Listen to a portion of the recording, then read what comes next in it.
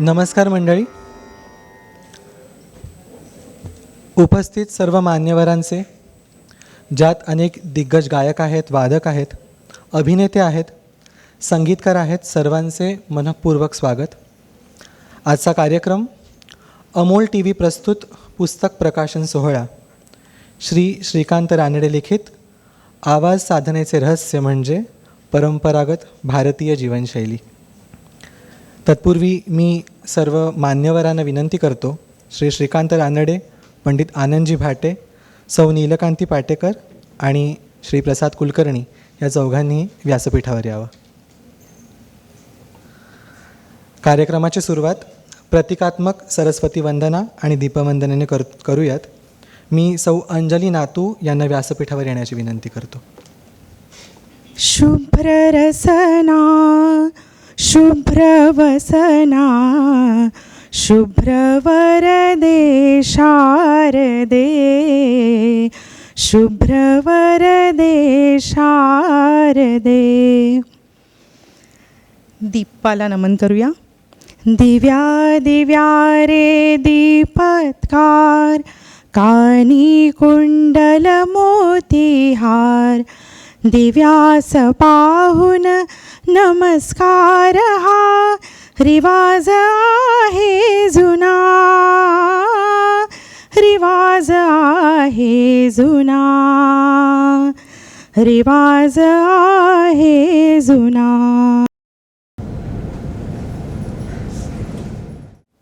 मुख्य कार्यक्रमाकडे वळण्याआधी सर्व मान्यवरांचे आपण सत्कार करूयात. मी श्री श्रीकांत रानडे यांना विनंती करतो की त्यांनी व्यासपीठावरील सर्व मान्यवरांचे म्हणजे पंडित आनंदजी भाटे, सौ नीलकांती पाटेकर आणि संस्कार प्रकाशनचे श्री प्रसाद कुलकर्णी या तिघांचाही सत्कार करावा.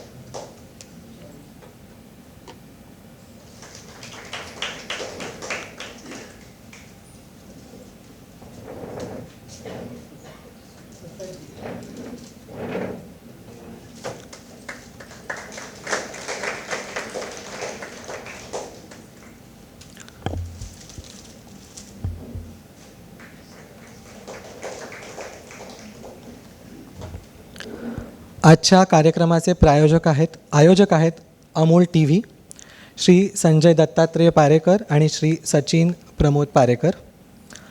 आयोजकांचा सत्कार विद्याकाकू करतील. अमोल TVच्या वतीनं मी श्री संजय पारेकर यांना विनंती करतो की त्यांनी हा सत्कार स्वीकारण्यासाठी व्यासपीठावर यावं.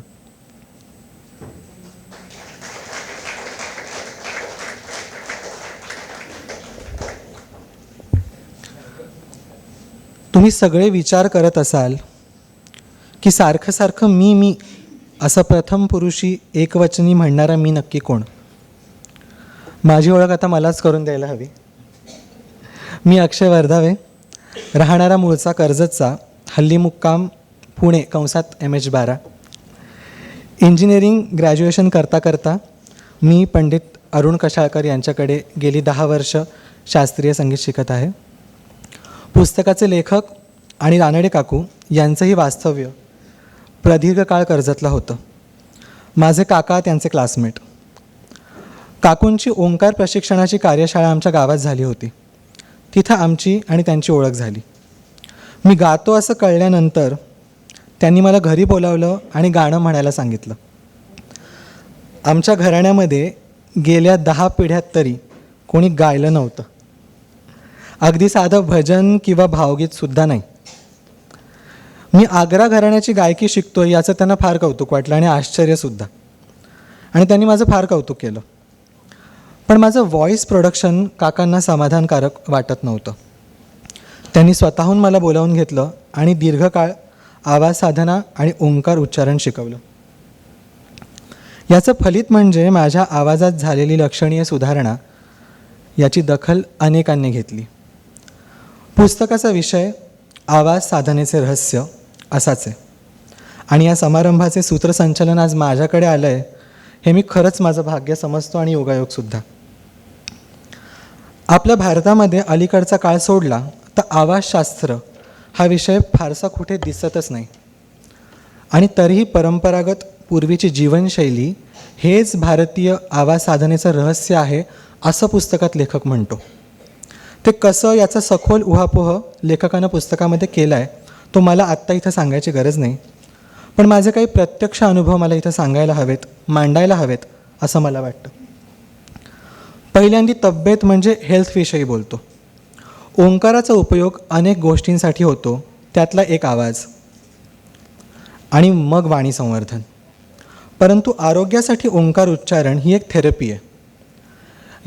या उपचार पद्धतीनं डॉक्टर जयंत करंदीकर यांनी विविध शारीरिक व्याधींवर तसेच अनेकांच्या आवाजांच्या तक्रारीवर यशस्वी उपचार करून दाखवले.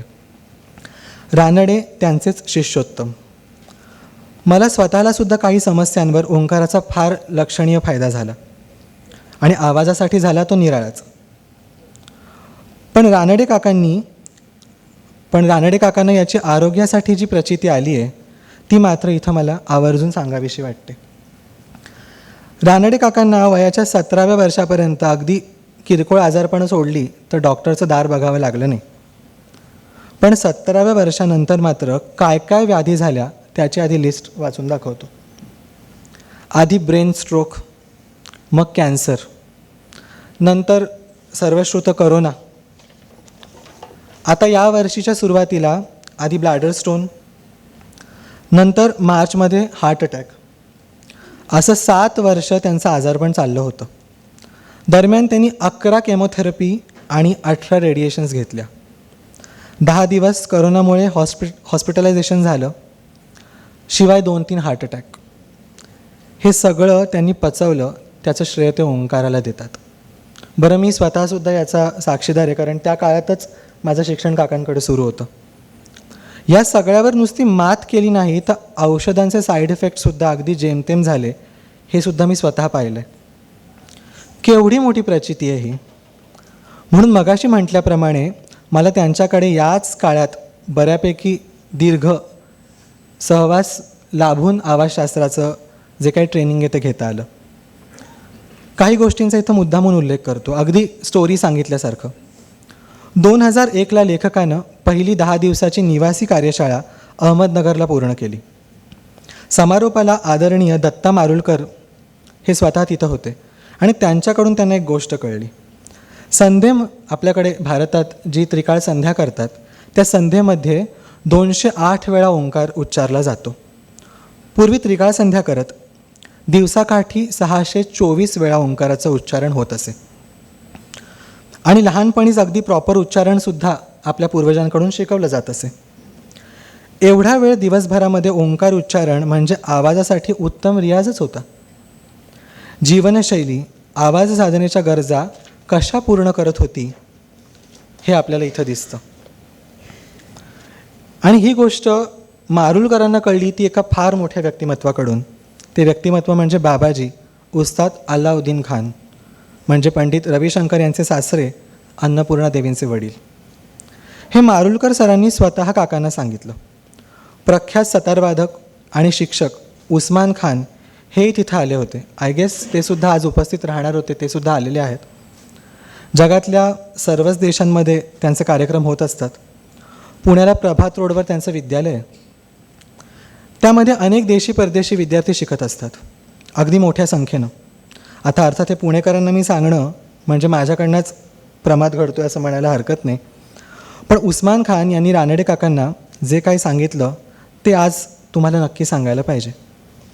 काकांनी त्यांना विचारलं, तुम्ही काय करता? त्यांनी सांगितलं, मी लाईट म्युझिक शिकवतो. म्हणजे खानसाहेबांनी काकांना विचारलं, आम्ही वादक कलाकार आणि तुम्ही वोकल आर्टिस्ट यांच्यात एक मूलभूत भेद आहे असं उस्मानजी म्हणाले. वादक कलाकार वाद्य लावल्याशिवाय वाजवत नाही. तुम्ही काय करता? कोणी आला क्लासमध्ये की रागसंगीतवाला असेल तर थोडे अलंकार घेतले की मग काही दिवसांनी भूप यमन, आणि सुगमवाला असेल तर मग भूपाळी, भक्तिगीतं, भावगीतं, असं सगळं चक्र सुरू असतं. आम्ही काय करतो तर संगीतवाल्यांपेक्षा थोडं वेगळं, आम्ही आधी वेगवेगळ्या स्वरात तारा जुळवायला शिकवतो. त्या जमल्या की मग स्वरांचे चढउतार शिकवतो, मग बीटवर रियाज,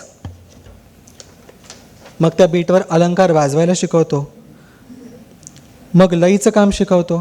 असं करता करता 1-1.5 वर्ष झालं की आता याला आपण राग शिकवायला घेऊयात असा विचार सुरू होतो. इकडे तुमचं सगळं विपरीत आहे.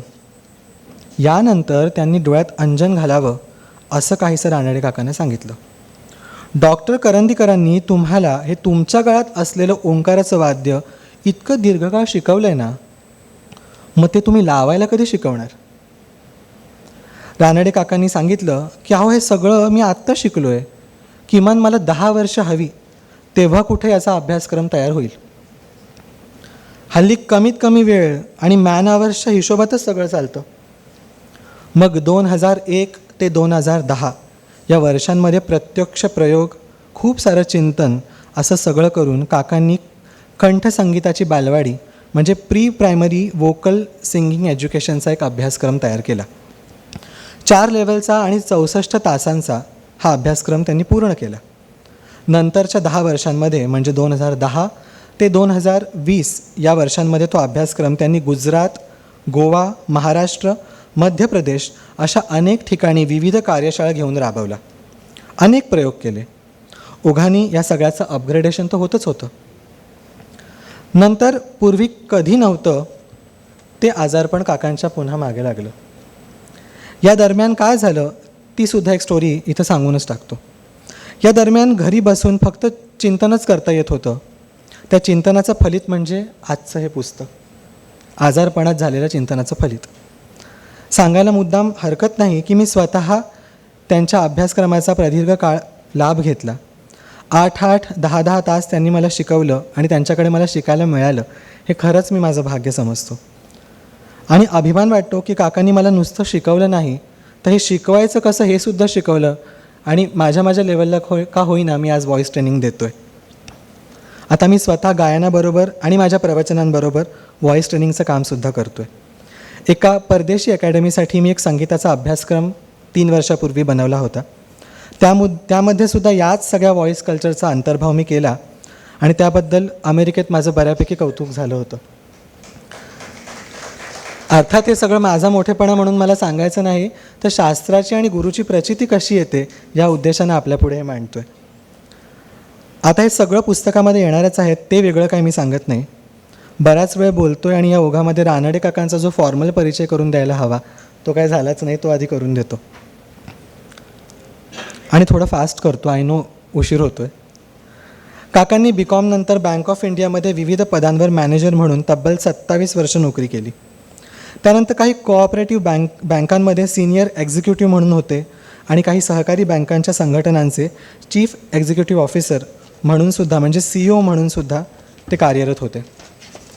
1997 साली सुगम संगीताचा प्रचार, प्रसार, प्रशिक्षण आणि परीक्षण या कार्याला त्यांनी वाहून घेतलं. त्यासाठी श्री समर्थ शारदा सुगम संगीत संस्था या संस्थेची स्थापना केली, ती नोंदणीकृत केली. ही एक शासनमान्य संस्था आहे. कौशल्य मंत्रालयाच्या जनशिक्षण संस्थांबरोबर संयुक्तपणे टीचर ट्रेनिंग सर्टिफिकेट कोर्ससुद्धा सुरू केला. आतापर्यंत यामध्ये 465 सुगम संगीत शिक्षक ट्रेन झाले आहेत. त्यातल्या 400च्या वर शिक्षकांचे सुगम संगीताचे क्लासेस आहेत. संस्थेनं 25 वर्ष पूर्ण केली व आता 27 वर्षाच्या वाटचालीत 110च्या वर परीक्षा केंद्र आणि 50 परीक्षक अशी प्रगती केलेली आहे. या सगळ्यामध्ये जे शिक्षक होते त्यामध्ये मुख्यत्वे महिला होत्या. संस्था असं म्हणते, आम्ही महिलांनी मुख्यत्वे महिलांसाठी स्थापन केलेली ही संस्था आहे. त्या महिला शिक्षकांना कधी अर्धवेळ तर कधी पूर्णवेळ व्यवसाय उपलब्ध झाला ते याच सुगम संगीत संस्थेमुळे. याचा काय परिणाम झाला तर संस्थेच्या कार्यवाह शिवालीताई रानडे आणि रानडे काका म्हणजे श्रीकांत रानडे यांचा गतवर्षी राजभवनमध्ये माननीय राज्यपालांच्या हस्ते सत्कार केला गेला. काकांचं संगीत विषयाचं फॉर्मल एज्युकेशन कोणा एका गुरुकडे झालं आहे असं मला वाटत नाही, पण एकलव्यासारखा त्यांनी अनेक वर्ष अभ्यास केला आणि खरं सांगायचं तर अजूनसुद्धा करत आहेत. राज्यनाट्य संगीत स्पर्धेमध्ये त्यांना रौप्य पारितोषिक मिळालं. पुढे राज्यनाट्य स्पर्धांच्या अंतिम फेरीसाठी परीक्षक म्हणून नियुक्ती झाली. अनेक गायनाचे कार्यक्रम, त्यांनी संगीत नाटकातून अनेक भूमिका केल्या. संगीत नाटकांना संगीत मार्गदर्शन केलं. मराठी व संस्कृत संगीत नाटके आकाशवाणीवर सादर केली. विविध विषयांवर आकाशवाणी बडोदा व मुंबई या ठिकाणी त्यांच्या मुलाखती झाल्या. गेल्या वर्षी सह्याद्री वाहिनीवरील मैत्र हे शब्दसुरांचे या कार्यक्रमात त्यांची मुलाखत इंडियन व्हॉइस कल्चर याच विषयावर झाली. भारतीय आवाज साधनेचे रहस्य असा विषय घेऊन ही मुलाखत यूट्यूबवर आजसुद्धा अवेलेबल आहे, आपण ती कधीही पाहू शकता. या मुलाखतीनंतर त्यांना बरेच फोन आले आणि या विषयावर त्यांनी सखोल लेखन करावं असा सल्ला अनेकांकडून त्यांना दिला गेला. आत्ताचं पुस्तक लिहिण्याचं हे देखील एक कारण आहे. आता मात्र मला थांबायला हवं आणि या पुस्तकाविषयी आणि या सगळ्या प्रवासाविषयी पुढील मनोगत व्यक्त करण्यासाठी मी स्वतः लेखकाला म्हणजे श्री रानडे काकांना व्यासपीठावर बोलावतो. धन्यवाद.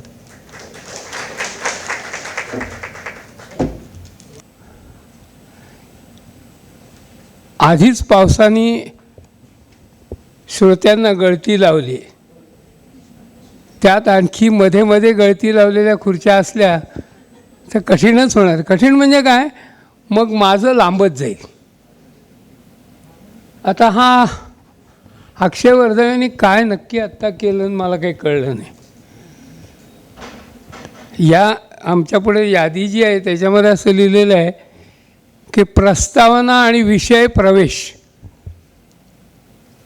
तर त्यांनी जवळजवळ विषय संपवला आहे मला वाटतं. मला बोलायला काही खूप शिल्लक ठेवला आहे असं वाटत नाही. आणि ह्याचा एक दुष्परिणाम होतो काय माहिती आहे, माणूस मनामध्ये एखादं काहीतरी ठरवून येतो त्यावेळेला तो नेमस्तपणी आणि थोडक्या वेळात बोलू शकतो. आता ह्या परिस्थितीमध्ये आधीच मला शिल्लक काय राहिलं आहे त्यांनी सांगितल्यापैकीतलं ते थोडंसंच आहे. त्यामुळे मग आता पुस्तकात काय आहे हे बोलावं लागेल. घाबरतो मी एवढ्यासाठी की इतकी दिग्गज माणसं आहेत समोर. माणूस एकदा स्वतः पुण्यातले श्रोते आपल्याला चान्स मिळाला आहे असं झालं ना की रंगात येतो. रंगात आला की तो वाहवत जातो. आणि हे आता इथे इतक्या मोठ्या मोठ्या विदुषी बसलेल्या आहेत. खरं म्हणजे मला आत्ता भानावर आहे तिथपर्यंत लक्षात राहील, पण एकदा का ह्याच्यामध्ये गेलं आणि माझं भान सुटलं तर मी कुणासमोर बोलतो आहे. म्हणजे तुम्ही सगळेजणांना वाटेल की तुमचे घरचे आहेत म्हणून आनंदजींची बोलतो आहे. माझ्या सबकॉन्शियस पॉईंटमध्ये मी जगन्नाथ बुवांच्या समोर काय तोंड काढतो आहे याची एक बॅकअप माइंडला जी जाणीव असते की आपण आनंदजीबरोबर नुसते नाही बोलतो, हे तर महान गायक आहेतच. तर इतक्या मोठ्या मोठ्या माणसांसमोर आपल्याला बोलायचं तर मी समजा काही वावत गेलो, काही मला माझ्या लायकीला न शोभेल असं काही बोललो गेलो तर कृपया मला माफ करावं. हल्ली अँटिसिपेटरीचा जमाना आहे. तर मी आनंदजी अँटिसिपेटरी माफी आपली आणि तुमची नीलकांती मॅडमची आणि सगळ्यांची मागून ठेवतो. असो, डॉक्टर करंदीकरांच्याकडे यांनी सांगितलं की मला 16 वर्ष ओंकार आणि आवाज, ओंकार आणि आरोग्य हे शिकायला मिळालं.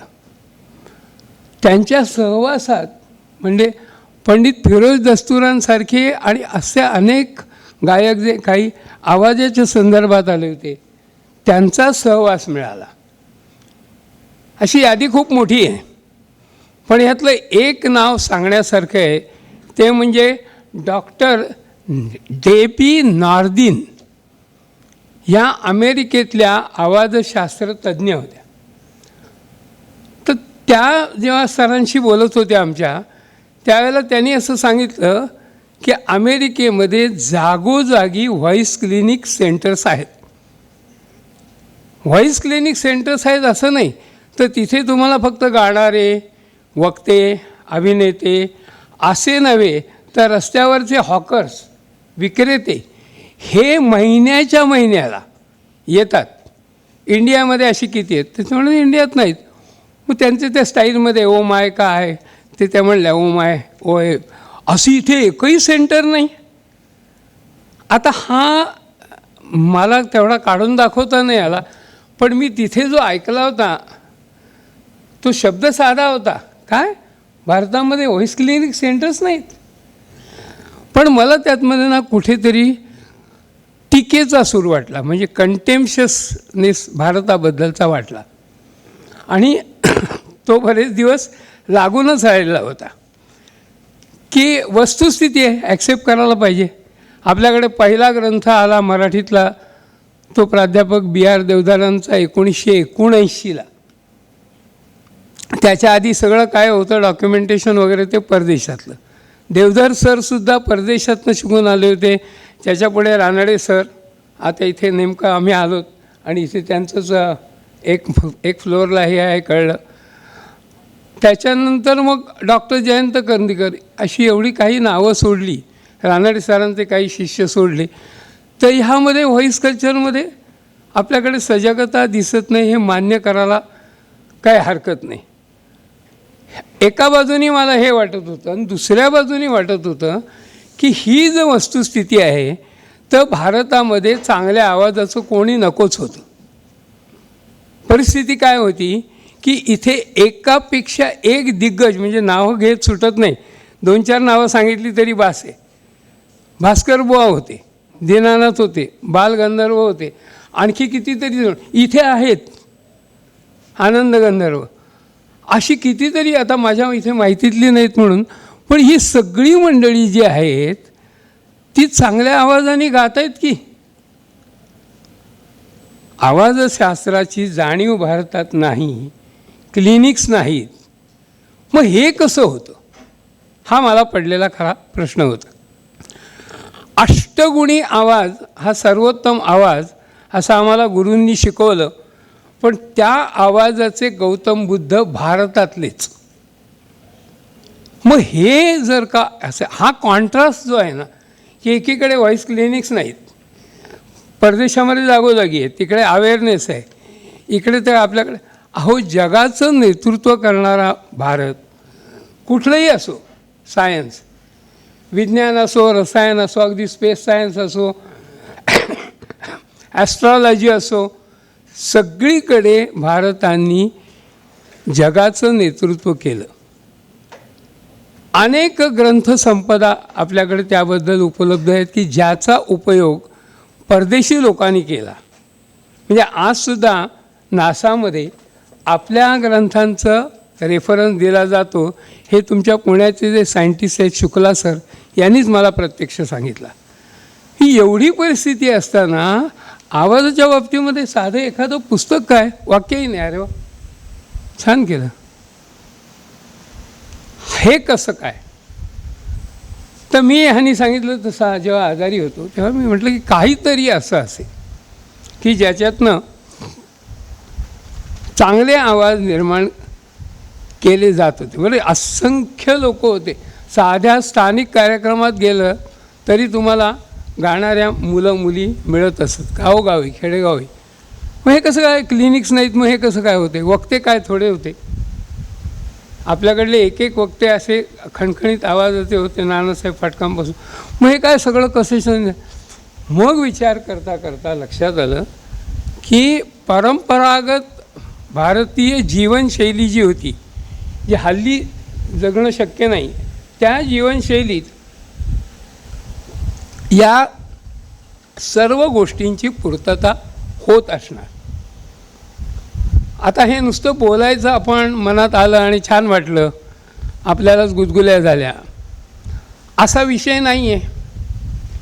आवाजशास्त्रातले मी एक एक पॉईंट्स पुस्तकामधनं मला शिकवले सगळे घेत गेलो आणि ओंकाराधिष्ठित जीवनशैली, आहार विहार विचार ही जी आपल्या भारतीयांची होती त्यातमध्ये ह्याची पूर्तता झाली, त्याची पूर्तता होती, त्याची पूर्तता होती. हे जेव्हा माझ्या लक्षात आलं त्यावेळेला मी असं मनामध्ये आणलं की आपण काहीतरी करावं. विशेषतः डॉक्टर ओकांनी मला सांगितलं की हे तुझे काय आता चिंतन करतोयस त्याचं लिहून ठेव. तर ते लिहून ठेवताना देवाच्या कृपेने आजारपणामध्ये ते झालं लिहून. आणि यांच्यासारखा मोठा प्रकाशक काहीही अडचण न करता त्यांनी ते पुस्तक छापलं. तर मी आत्ता जे बोललो त्यातला काही भाग प्रमुख मुद्दे फक्त आपल्याला सांगू इच्छितो. आवाजशास्त्रामध्ये सर्वात पहिला मुद्दा येतो तो आयडियल व्हॉईस प्रोडक्शन, नाद निर्मिती, सुयोग्य नाद निर्मिती. माणसाचा जो आहे त्याला व्हॉईस म्हणतात, नुसता आवाज म्हणत नाहीत. आवाज हा पण चालला आहे पंख्याचा. तर उच्छ्वासामध्ये निकट आलेले स्वरतंतू आपले दाबयुक्त उच्छ्वासामध्ये ज्यावेळेला छेडले जातात त्यावेळेला जो ध्वनी होतो त्याला नाद म्हटलेलं आहे. आणि हा नाद श्वसनावर अवलंबून असतो. व्होकल कॉर्ड जवळ आले, दाबयुक्त उच्छ्वास पाहिजे तर नाद निर्माण होईल. तर हा श्वसन जे आहे त्याला आवाजशास्त्रामध्ये अनन्यसाधारण महत्त्व दिलं आहे. तितकंच आरोग्यशास्त्रातही आहे. तर काय होतं, मी मग म्हटलं तसं की आता मी बोलतो आहे, हे करतो आहे, तर हा जो मी केला तो काही नाद नाही होते. ह्याच्यामध्ये व्होकल कॉर्डच व्हायब्रेट झाल्या, पण तो इन्स्पिरेटरी साऊंड आहे. आता का नाही होत, तर त्यातल्या थोड्याशा डिटेल्स टेक्निकल आहेत. त्या तुम्ही कितपत कंटाळतात हे पाहून मी त्याचा उल्लेख करणार आहे.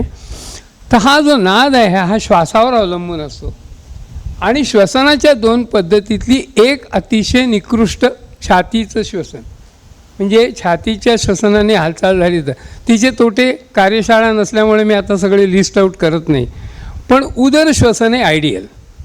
म्हणजे डायफ्राम कॉन्ट्रॅक्ट होऊन ज्यावेळेला बाहेरची हवा आतमध्ये येते आणि त्याच्यामुळे पोट फुगतं, त्याला उदर श्वसन ॲबडॉमिनल ब्रिदिंग म्हणतात. तेच आवाजासाठी योग्य. आणि अन्यथा दुसरं जे आहे ते घातक, नुसतं अयोग्य नाही. आवाजाच्या सगळ्या तक्रारी किंवा मनासारखा आवाजाचे रिझल्ट न येण्यासाठी एकमेव गोष्ट जबाबदार ती म्हणजे चेस्ट ब्रिदिंग. आता भारतीय जीवनशैलीमध्ये काय होत होतं, ही निसर्गावर आधारित होती. मुळामध्ये श्वास जर का तुम्ही मुद्दाम घेतलात जाणीवपूर्वक, बुद्ध्या, डेलिबरेटली, तरच चेस्ट ब्रिदिंगची शक्यता आहे. नाहीतर काय होतं, आपल्याकडे फुफ्फुसाच्या आतल्या हवेला दाब असतो. वातावरणात फुफ्फुसाबाहेर हवेला ठराविक दाब आहे. आम्ही लहानपणी शिकलो 1 इंचाला 400 पाऊंड दाब आपल्या इथे असतो. हा दाब वाढला की हवा बाहेर येते, नाद येतो. नाद ज्या क्षणाला खंडित होतो त्या क्षणाला आतला दाब कमी झालेला असतो. त्यामुळे बाहेरची हवा आतमध्ये आपोआप घुसते, जास्ती हवे दाबाकडून कमी दाबाकडे वाहते ती. श्वास ही गोष्ट घ्यायला लागत नाही हे आपल्या लोकांना माहिती होतं. झोपेत कोण श्वास घेतो, आपण असं थोडंच करतो, असं नाही, सरळ पोडियम टेबलमध्ये आहे म्हणून तुम्हाला पोट दाखवता येत नाही, तर हे सगळं पोटावरती आपल्या होतं. तर आता आपल्याकडे जो ओम होता त्या ओमवर मी अनेक तासनतास कार्यशाळा घेतलीत, पण त्यावर फक्त थोडक्यात त्याचं ॲप्लिकेशन पुरतं बोलतो. ओला हा पूर्ण निरअनुनासिक आहे. नाद त्यातून बाहेर पडत असताना ओठ मिटले की जो येतो तो म लंगडा. आता ओ हा सर्वात बलवान स्वर, त्यामुळे फुफ्फुसातला दाब जास्ती, सबग्लॉटिक प्रेशर खूप जास्ती लागतं. आणि 56 वर्णामध्ये एम म्हणजे म हा असा आहे की ज्याला लिस्ट सबग्लॉटिक प्रेशर लागतं. तर मच्या उच्चाराच्या वेळेला आतला दाब कमी झाला की बाहेरच्या हवा आतमध्ये घुसते. आणि ह्याच्यामध्ये जो अवकाश आहे त्याला आम्ही विराम म्हणतो. तो विराम म्हणजे जाणवत नाही इतपतही आहे, जाणवतही नाही इतपतही. ह्यात मी 3 श्वास घेतले, हे कोणाला जाणवलं का? पण जाणवतही नाही. इथे जर तुम्ही बघितलं तर हे बघा, जाणवतही नाही, हा मी थांबतोय जाणवत नंतर, त्यामुळे ते होतं. ओमची आपल्या हाडीमाशी रुळलं जायचं. सकाळी उठल्यापासून जो ओम चालू व्हायचा पूजेत, नामात, जपात, संध्येत तर त्याने सांगितलं 24 नावात ओम केशवाय नमः, ओम नारायण नमः चालूच असं देवे म्हणेपर्यंत. हा ओम आपल्याकडे लहानपणी प्री प्रायमरीमध्ये शास्त्रशुद्ध शिकवला जायचा. तर ओम ओम ओम ओम हे आहे. हेच श्वासासाठी आपण जर ओम ओम ओम ओम हे केलं, उचलले खांदे की झाले वांदे, हल्ली हनवटी की आली आठी, तो स्ट्रेस इंडिकेट करतो. तर हे जे होतं ते ओम मुरलेला असल्यामुळे 2 ह्याच्यामध्ये विराम, त्या विरामामध्ये श्वासभरण. हा विराम किती अंतराने असावा आपल्याकडे कमीत कमी सांगितलेलं आहे की शब्द संपतो त्याला एक चिन्ह जरी नसलं तरी स्पेस असते मध्ये. आपण असं काही बोलत नाही की एक ओळ मारली आणि त्याच्यावर सगळी अक्षरं लिहिली की सुखकर्ता दुःखहर्ता वार्ता विघ्नाची नुरवी पूर्वी प्रेम कृपा जयाची सर्व अंगी, असं काही करत नाही ना. सुखकर्ता दुःखहर्ता वार्ता विघ्नाची असंच लिहायची आपल्याला, आपलं वळण आहे ते. अनुशासन, शब्दानुशासन, व्याकरणाला पाणिनींनी जे म्हटलं ते शिकवलं जायचं. त्यामुळे शब्द संपला की आम्ही थांबतो, आम्ही थांबलो की आत हवा येते, श्वास घ्यायला लागत नाही. म्हणजे स्टॉपिंग दुरांतो चालते तसं नाही. स्टॉपिंग ॲट अ लोकल कशी स्टेशनला थांबली, उतरली, चढली का पुढे गेली, तसं आपलं मराठी भाषेचं व्याकरणामध्ये दिलेलं आहे. पण कालाच्या ओघात ते विसरलं गेलं, पण तेव्हा नव्हतं विसरलं गेलं. त्यामुळे एक ओंकार अधिष्ठित आपण जीवनशैली म्हणजे ओंकाराची समज होती, जाणीव त्यांनी समृद्ध झाली होती की मकारानंतर ओकार येणार आहे. उपजे ते नाशे, नाशे ते पुनरपी उपजे, हे घटिका यंत्र जैसे परिभ्रमे गे. म्हणजे हे स्पायरल चालूच होतं, म्हणजे जिथे काही भानगडच नाही. अशा प्रकारे आवाजशास्त्रातला एक जो मुख्य भाग की श्वसन, आणि तेही डायफ्रॅमॅटिक ब्रीदिंग. डायफ्रॅमॅटिक ब्रीदिंगनी चोरटा आवाज वगैरे काही येत नाही, ताण येत नाही वगैरे वगैरे. तर हे सगळं जे होतं ते आपल्याला नैसर्गिक रचनेचा लाभ पदरात पाडून कसा घ्यावा ह्याचं डेलिबरेटली न शिकवता शिक्षण जीवनशैलीत होतं. नाद सुरू झाला, खंडित झाला. म्हणजे आपल्या रानडे सरांच्या भाषेत म्हणजे डॉक्टर अशोक रानडे, विराम नुसते नव्हते, विराम कार्यकारी होत होते. विराम जर कार्यकारी झाले तर त्यांनी आणखी पण त्याचे गुणधर्म सांगितले. आपला तो आत्ताचा विषय नाही, जरी आवाजशास्त्रातला असलं तरी. पण विराम कार्यकारी झाला की तुम्हाला श्वास घ्यायची गरजच लागणार नाही.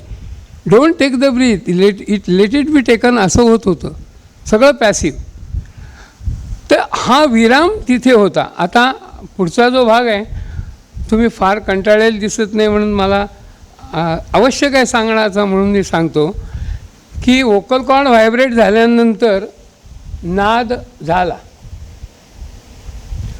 आता हा नाद याला चढ उतार आहेत ना, आरो आवरो आपण म्हणतो तसं. हे कसे काय करणार, कसे होत होते? 2 व्होकल कॉर्ड त्या जुळलेले असताना कंपित पावतात, त्यावेळेला त्यांचा स्वर चढवायचा.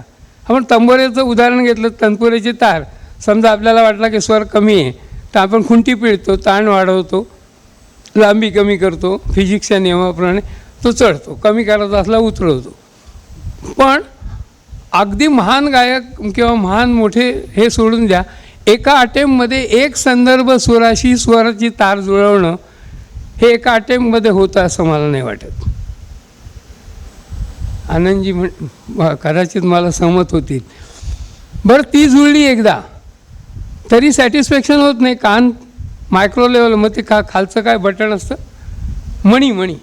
मणी सरकवायचा. तेवढं झालं की नाही समाधान झालं की ती जवारी म्हणजे एक दोरा असतो पुढीचा, तो हलवायचा. एका स्वरापासून दुसऱ्या स्वरापर्यंत जाताना एवढा खटाटो. मानवनिर्मित वाद्याला.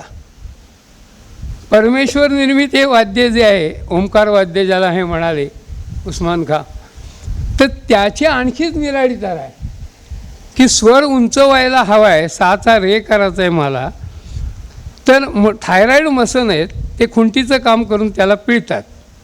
आता वास्तविक काय व्हायला पाहिजे, मेटलची तार असेल तर टेन्शन वाढायला म्हणजे लांबी कमी व्हायला पाहिजे इन्व्हर्स प्रपोर्शनप्रमाणे.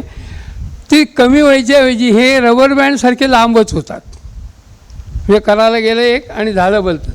ते कॉम्पेन्सेट करायसाठी मागचे जे ॲरिटोनाइड मसल्स आहेत ते खेचतात. त्यांनी खेचलं आणि जर मनासारखा स्वर जुळला नाही असं वाटलं तर ह्या व्होकल कॉर्ड आपला गेज बदलतात.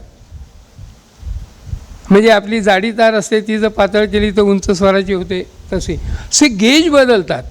आणि हे खटाटोप एका स्वरापासून दुसऱ्या स्वराला गाठताना आमच्याकडे सागडी नवशिका जरी आला क्लासमध्ये तरी तो सा रे ग म इतके म्हणतो की पला फार तो बैठक मारेल. आणि इकडे तर काय तानांची भेंडोळी काय, हे काय ते काय, कसं होतं हे सगळं आश्चर्यकारक गोष्टी आहेत. तर मग त्याच्या बाबतीमध्ये आपल्या जीवनशैलीमध्ये काय होतं, ऐक म्हणायचे सातत्याने, ऐक. आता हे का आपल्याला वाचताना परवलीचं झालं की कुठलंही पुस्तक वाचा, त्याच्यामध्ये श्रवणाला इतकं, रियाजाला इतकं, गाण्याला इतकं पर्सेंटेज वगैरे पण दिलं आहे. त्यातही श्रवणाला सर्वाधिक पर्सेंटेज आहे. पण ते श्रवण म्हणजे हे आपल्याला काय हवं आहे हे आत्म्याला कळू देणं, कळवणं नाही, कळू देणं. आत्म्याला काय एकदा कळलं की मला बाबा हे डिझाईन आहे, मी एक मला इंडियन पाठवला आहे काय नोटेशनमधला किंवा कशातला तरी, की मला ही तान हवी किंवा मला हा आलाप हवा आहे, तर आत्मा जो काय आहे तर हे थायरॉईडने किती ओढायचं, ॲरिटॉईडने किती खोचायचं, ॲरिटॉईडने किती घ्यायचे, हा सगळा प्रोग्राम मेंदूला देतो. मेंदू फक्त एक्झिक्यूट करून घेतो. हे सगळं काम बघा ना तुम्ही. आता साधीसुधी गोष्ट आहे. आता ह्यांच्यासमोर आपण एक उदाहरण म्हणून, ह्यातमध्ये किती स्वर आले मला काही कळणार नाही, पण अरे कसं काढलं, पण हे 3 श्वासात काढलं गेलं होतं. एकाचं गेलं असं होईल. मी मध्ये विराम आहे तर जाणीव होत नाही, कारण 40 म्हणजे 40% ऑफ द सेकंद इथपर्यंत कानावरती सूर रेंगाळतो, अनुरणन म्हणतात. त्याच्या आत दुसरा सुरू झाला तर तो तुटक वाटत नाही.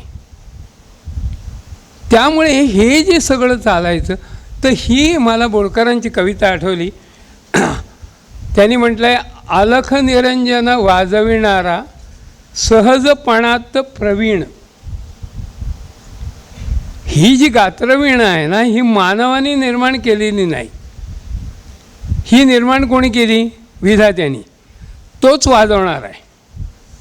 आमच्याकडे आम्ही म्हटलं माझा आवाज चढत नाही म्हटलं की संपलं. का चढणार? तुम्ही आत्म्याला तोच मुळी इंडियन पाठवत आहे, तो पण चढणारच नाही ना. माझा स्वर लागला, अरे कसा लागेल तुझा स्वर? लागला. मोठे लोक लागला म्हणतात, माझं काल गाणं चांगलं झालं म्हणतात.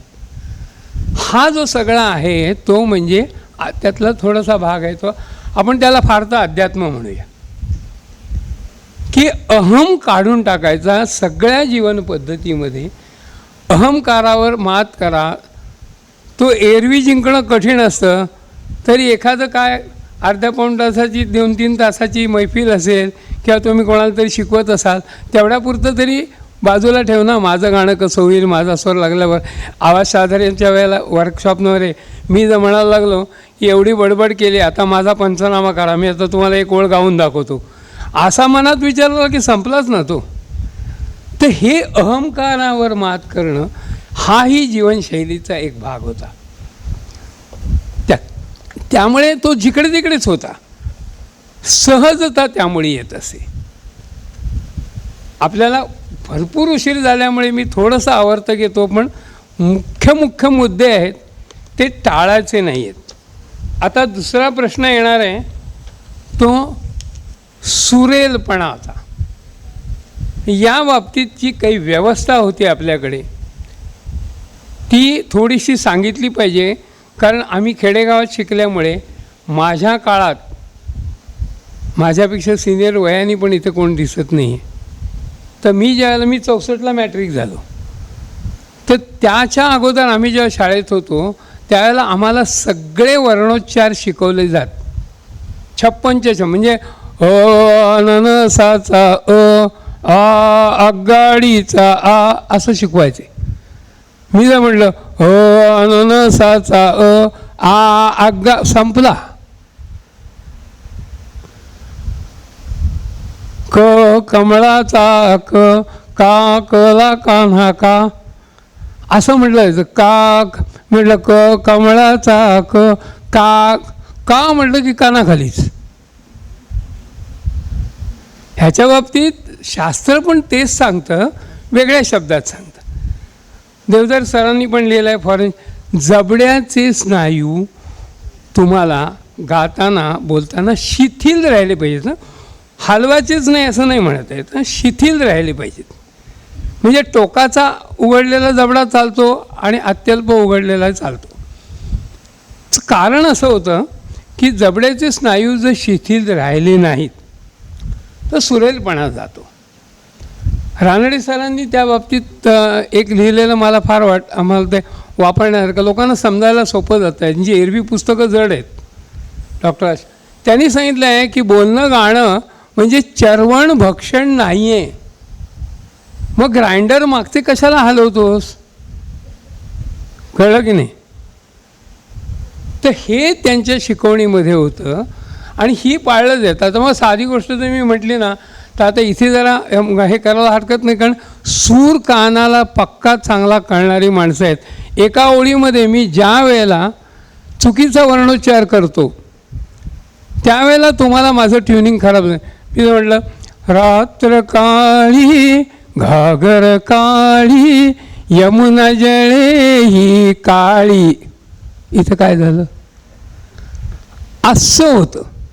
परदेशी आवाजशास्त्र त्याच्यासाठी काही उपाय करायला सांगतं. म्हणजे अगदी देवधर सरांच्या याच्यामध्ये की काचेच्या गोट्या ठेवायच्या, म्हणजे त्या निर्मलाताईंच्या वेळेला पण त्यांनी ते सांगितलेलं होतं.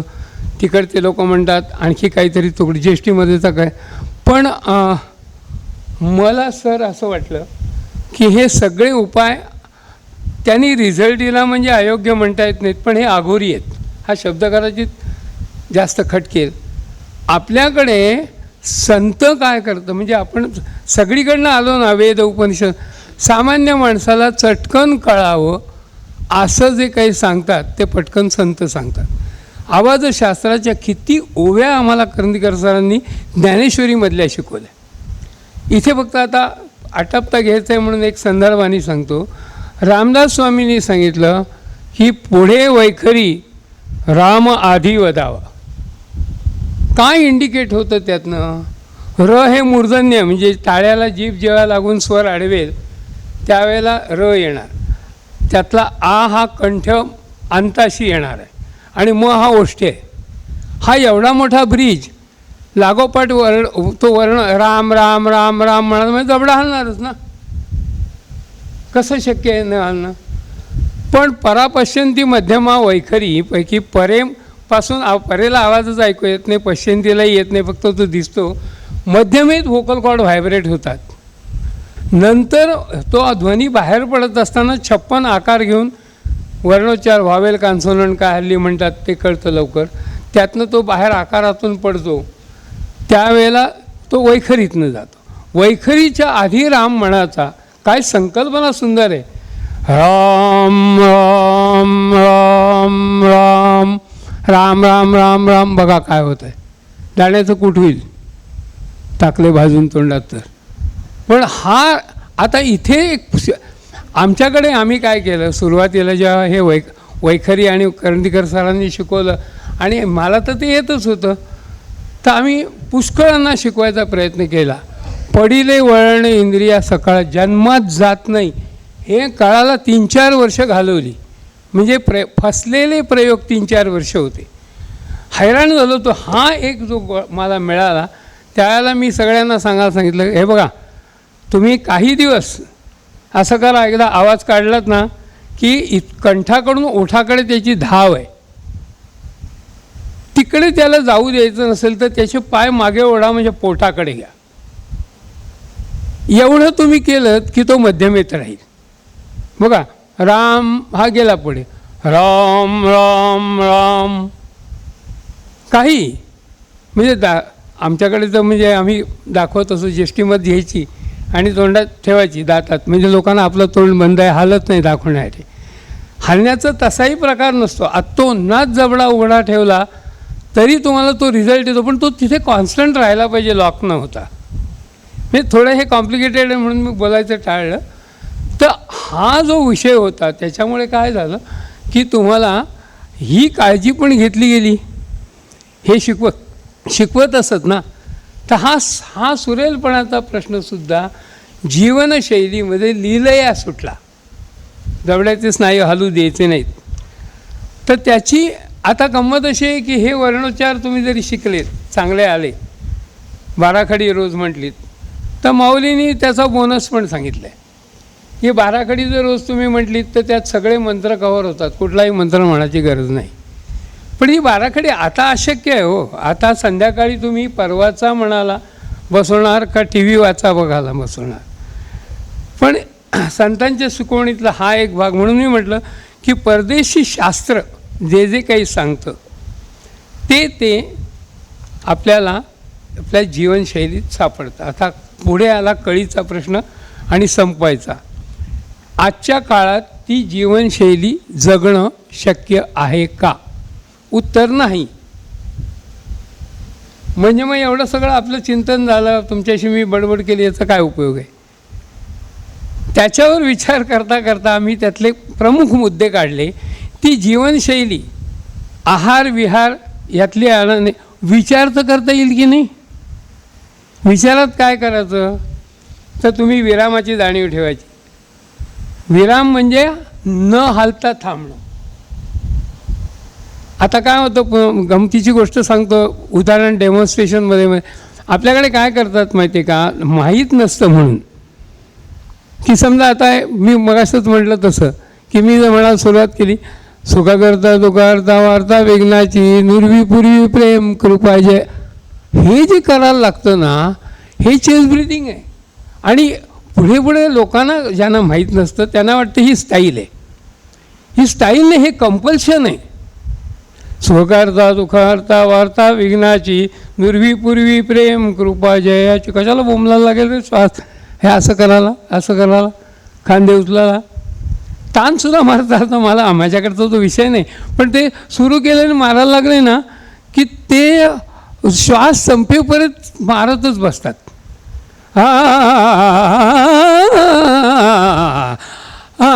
म्हणजे हे चोरटा आवाज नाही निर्माण होणार तर काय. तर मग त्यातमध्ये आम्ही काय केलं, हल्ली हनवटी कपाळी आठी, स्थिर ठेवा दिठी हलणार नाही हनवटी. तुम्ही संवाद करा. मी यांच्याशी बोलते, माझी हनवटी आता हलणार नाही, मी यांच्याशी बोलायला लागलो, पण मी असा बोलायला लागलो तर हले. तसं करा, विराम घ्या. ह्या 2 गोष्टी तर सहज शक्य आहे. मिनिमम पूर्वीच्या सगळी जीवनशैली जगायची काही कारण नाही. आसन म्हणजे काय तर अगदी पद्मासन वगैरे नाही, पोश्चर न बदलता जे काय होत आहे ते चालणं. आणि रानडे सरांनी सांगितलेलंच आहे की देहबोलीची जा दुजोरा आवश्यक नसेल तर तुम्हाला त्याची काही गरज नाही ना, तर तुम्ही नका ना करू. ते कशाला करताय?